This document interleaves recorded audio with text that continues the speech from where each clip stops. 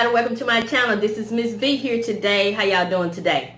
Today I want to talk to y'all about how I got to read Dave Ramsey's book, The Total Money Makeover, for free. Guess what I did? I went to the library and rented it. And when I was asking the lady, did they have any of Dave Ramsey books, looked like they had all of them. And she said, we even have it on audio. I was like, yes, because I read, but I don't really like to read. So I got his audio book. And I just put this CD in my CD, what you call it? The thing in the car. Anyway, I listened to it in the car for 2 days. And it's wonderful.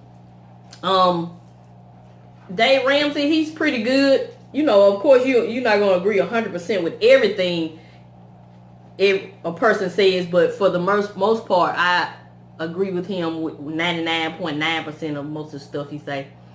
But it was a good listen. I'm not going to say a good read. It was a good listen. And he talked in there about why he came up with the debt snowball. And if you're not familiar with the debt snowball, that's what the guidelines he give you to pay off your debt, which I was already going to do it somewhat like that anyway. I was going to do the smallest debt to the largest debt because that made more sense to me. Some people like to do the interest first, but like he said, he do the debt snowball that way so that you can change your behavior. It's not so much about the money saving. Well, it is about saving the interest. That's why you're paying it off. But that's why he doesn't start with the debt that has the highest interest, because he wants you to change your behavior. So in that he wants you to change your behavior, that's why he started with the smallest debt, because it's like he said, it's just like losing weight. When you first start a journey or something, if you don't get immediate results within a short amount of time, most people are not going to stay on course. So that's why he started with the smallest debt, so you can get some type of reward, and that'll give you the ammunition to keep going. Because if you start with I'm not knocking the ones who start with the highest interest rate, what they call the avalanche. Everybody have to do what's best for them. But for most Americans, if you're not rewarded, 9 times out of 10, you're not going to stay on the course. Let's just be honest. So if you start with the one with the highest interest, 9 times out of 10, that one has the highest balance. And so it'll be a long time before you see some activity on that card or debt or whatever it is. So that's why he said he starts with the debt snowball, because it's about changing your behavior. Because you know, Dr. Phil said you don't fix money problems with money, which you don't. You have to change your behavior. Because years ago when I paid those $15,000 off on my credit card, I paid them off. But guess what? I didn't change behavior. So guess what? I went back and charged them right back up. But this time, I've decided to change my behavior. So that's why I like his debt snowball. So if you're not familiar with the debt snowball, I'm going to go over. The first thing he wants you to do is save at least $1,000. Some people have it's a controversial topic about $1,000. That's just what he suggests. You don't have to just save $1,000 because he say save $1,000. He's just trying to get you started. If you want to save $10,000, you save $10,000. It's up to you. These are just guidelines. People take what people say so literal, and he's just trying to help you. He just wants you to have an emergency fund in case something happened while you on this journey. You'll have something to fall back on. So save at least $1,000 for emergency fund, because your car gonna mess up. Let's just face it, y'all. Some gonna break in the house. Some gonna happen. So in having this $1,000 like today, even though we hadn't actually started paying the debt yet, we still working to get to the point where we start working on paying more on our first debt. I went out to crank my car up, and guess what? The battery gone. So I had to go get another battery. Had to get a jump off and get another battery. So I spent $80 that was not in our budget right there. So if we were actually on the debt snowball, I would take that $80 out of there. I would call it emergency fund, because all our other money is already accounted for. So I would take the $80 out the emergency fund, go get me a battery. Okay, next payday, I'll try to replace the $80. He said always try to keep that $1,000 or whatever your emergency fund is. Always try to keep it stocked up, or whatever, what word I want to use. I always try to keep it in good standing. Let's say good standing. I always try to keep your $1,000 there so you can always have it to fall back on. So if you was to use 200, you need to go back and replace the 200, which I thought that is a good thing to do. I mean, he's doing this to help you. Even though of course he's getting paid for all this stuff he's doing, but it's to help you really. I mean, because he already out of debt, y'all. Okay, so that's the emergency fund. So the second thing is, of course, list all your debt from the smallest to the largest and start paying off. Make sure all your debts are current.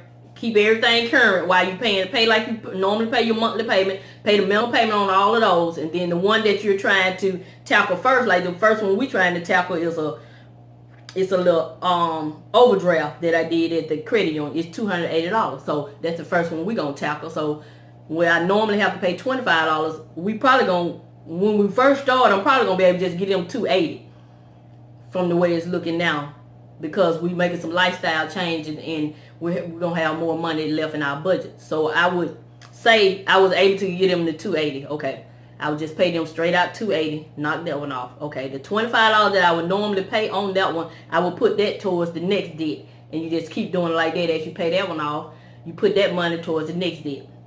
So that's the step 2. Step 3 is to go back and complete your emergency fund. See, he originally just wanted you to start out with the $1,000 just to get you started. But the emergency fund is, which everybody know, you should have at least 3 to 6 months of what it takes for you to run your household in the bank. Okay, so by the time you get to step 3, you will have paid off all your debt except for your house. So the amount that it would take for you to run your household should be less by the time you get to step 3, if you're doing it this way. So it's different for everybody. Some people might say 10,000, 20,000. Some people may only need 5,000. And the rule of thumb is, if you, like, I'm a 2-income house, I would do 3 months worth, if that's what we choose to do, whatever we agree on doing. And if you're single, you do 6 months. So that's the rule of thumb. Okay, number 4 is you start investing in your retirement. Because originally, now this is the only thing that, the reason why I say I agree with him 99.9%, I don't agree with the part where you stop investing in your retirement. If you already investing, I would still keep investing. It's up to each individual. And I would still invest. He wants you to invest about 15% of your income to your 401k and Roth IRAs. So you have to do some research on that. Okay, number 5, I will skip that one. That's the 529 plan for your kids' college. My children are grown. And number 6 is to pay off your mortgage. So by the time you get to your mortgage, you should have, okay, you already got your emergency fund set up. In case something happens, something big, even if somebody lose their job, you should be covered. You already invested for your retirement. And you probably already got a little regular savings account. And then you're already on a budget. So by the time you get to your mortgage, you should be able to knock that out. Within, we're going to try to knock ours out within 2 years. The whole debt journey going to be 3 years. So the first year is going to be these first 4 steps. And then number 7 is just be a giver. We already there. You know, we just give on a larger scale once we pay everything off. But we're not going to give all our money away. We're going to enjoy it. But that's it. That's what he talks about with the total money makeover. And basically, total money makeover is just changing your mindset. Because we are so consumerized to think that we have to have debt. I was consumerized before I made this decision. Because if one more person tell me you going to owe somebody, I'm going to scream. Baby, I already know that. I know I can't use these folks' light and water for free. But I don't have to have no debt. That ain't no debt. That's a necessity. You got to have lights and water.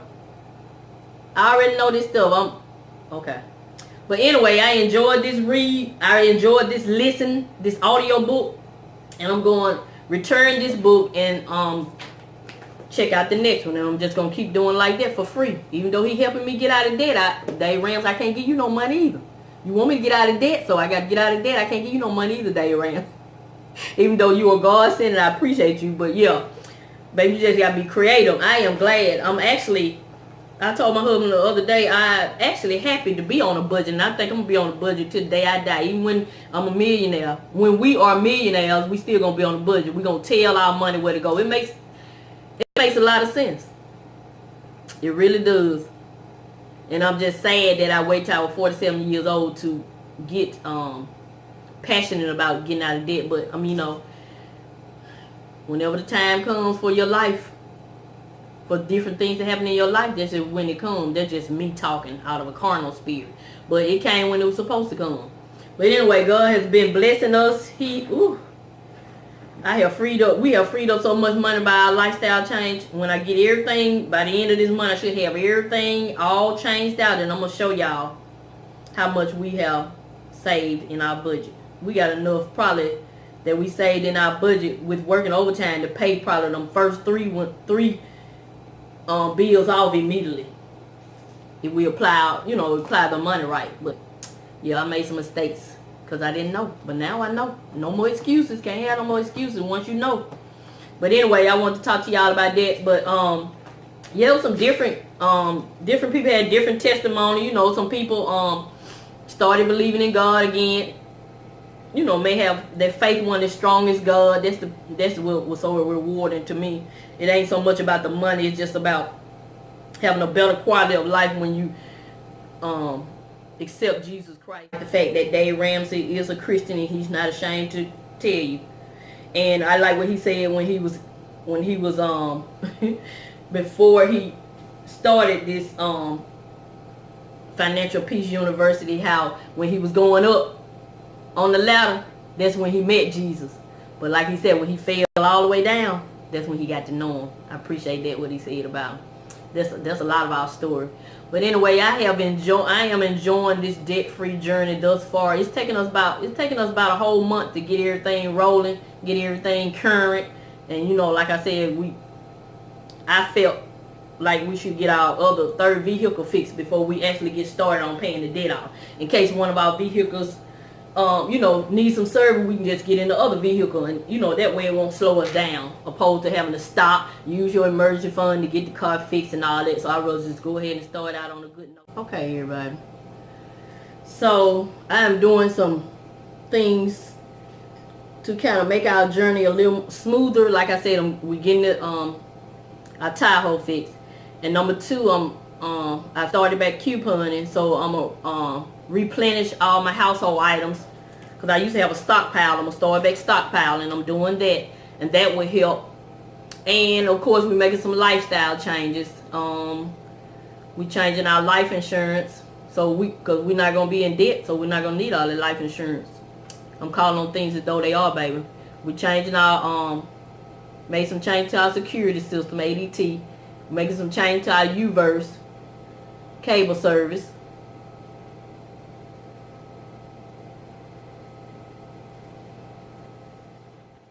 Hey everybody, like I was saying, we making changes, lifestyle changes.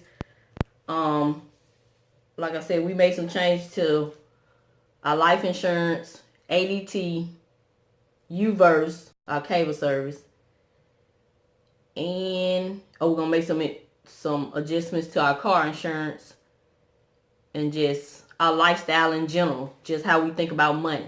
So this book was very encouraging, and I just wanted to come by and encourage someone else that may be interested in doing the debt-free journey with me. Yay, there's so many people on the debt-free journey I didn't even realize until I actually got on it. But anyway, so if you're like me and you're really trying to get serious about your budget, go to your local library and see if you can find some of Dave Ramsey books if you're interested.